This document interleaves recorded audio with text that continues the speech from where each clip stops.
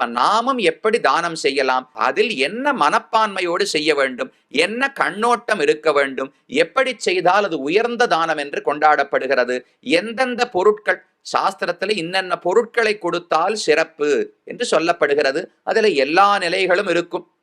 மிக உயர்ந்த தானம் பூமி தானம். யாருக்காவது நிலத்தை நீ தானம் கொடுத்தாய் என்றால் அதுதான் உயர்ந்த தானம்னு சொல்லுகிறது.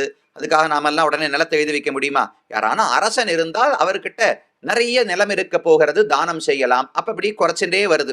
பூமி தானம், ஹிரண்ய தானம், வஸ்திர தானம், ஜலதானம், ஒவ்வொன்னா தண்ணீரை தானம் பண்ணலாம், அன்னம் தானம் பண்ணலாம். இதை போல பலவிதமான வழிகளை சொல்லி இதில் எதை செய்தாலும் சரி கொஞ்சமாவது தியானம் பண்ணு. நீ பணத்தை சம்பாதித்து கொண்டு மட்டும் இருந்தாய் என்றால் அதை நல்ல வழியில் தர்மத்தில் செலுத்தாவிட்டால் அந்த பணம் நம்ம இடத்துல தங்கவே தங்காது. பணம் சுழன்று கொண்டே இருக்கணும். அதுக்காக வட்டிக்கு விடணும்னு சொல்லல.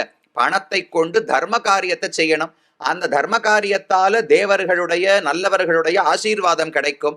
அதனால மறுபடியும் பணம் சம்பாதிக்கலாம். அந்த பணத்தை கொண்டு மறுபடியும் நல்ல காரியங்களை செய்ய வேண்டும். இப்படித்தான் இந்த சுழல்.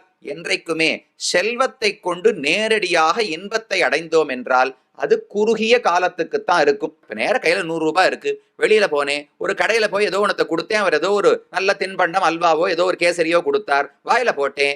இங்கிருந்து இங்க போற வரைக்கும் தான் அதோட சுவை.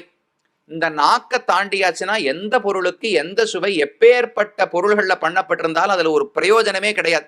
இந்த கழுத்தை தாண்டியாச்சுன்னால் என்ன சாப்பிட்டோன்னு நமக்கே உள்ளுக்குள்ள போனா என்ன புரதச்சத்தா, அந்த சத்தா, இந்த சத்தா, இவ்வளவுதான் பேசுவார்களே தவிர இந்த நாக்க தாண்ட வரைக்கும் தொண்டக்குழி வரைக்கும் மட்டும்தான் என்ன சுவை என்பது. அதை தாண்டி விட்டதென்றால் எது நல்லது செய்யும்னு பார்த்துத்தான் பிரயோஜனமே தவிர எது சுவையாக இருக்கும் என்பது பிரயோஜனமே கிடையாது. அப்ப 100 ரூபாய் கொடுத்தேன், ஒரு பொருளை வாங்கினேன், சாப்பிட்டு விட்டேன் என்றால் அந்த சமயத்துக்கு இன்பம் கிடைத்து விடும். ஆனா அது நிலைத்து ஒரு நாளும் இருக்காது. அதுவே இந்த 100 ரூபாயை வைத்து நான் ஏதோ ஒரு தர்ம காரியம் பண்றேன், 100 ரூபாயில பண்ண முடியாதா?